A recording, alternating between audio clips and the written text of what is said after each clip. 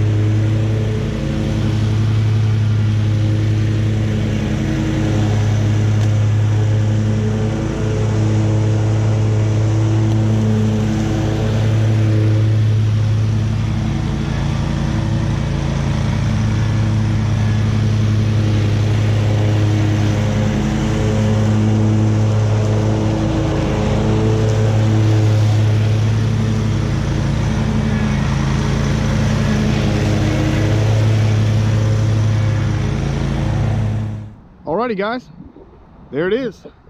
And I got started right at about 5, and it's 5:45 on the dot. And that's with me messing around with the GoPro and setting up shots and stuff like that. So I'm gonna guess that probably would have taken, if I'd have just shown up and just done this and loaded up, probably right at between 30 to 40 minutes, give or take. And like I said, I didn't cut the grass super low. I had the mower on, I think, the number 5 setting. I don't know if that's 5 inches or it's probably 5 inches on the dial there. So, and I kind of wanted to see what it would do with this incline here, and that worked out pretty good. I wasn't able to do the whole thing, but that worked out really good. I'm impressed with that thing. So there it is. I really like this thing. I'm guessing this dial here is, I'm guessing that's inches for the cut setting. It looks to be about, the deck looks to be about 5 inches off the ground. So I didn't cut this that low, but still, this is some really thick grass. I mean, it's thick stuff. Some of it just kind of laid over, but it cut a good bit of it, and definitely made it look better. I mean, you can see the difference because this was all cut at the same time. So let's kind of walk over here and we'll see the difference. So, and definitely see the line there. Definitely did a good cut. And this grass in here is no joke. When this grass gets really tall, even the MTL has a hell of a time in here. I've been in here with my 30 horsepower Kubota, and it struggles in here with the bush hog behind it. So this thing right here,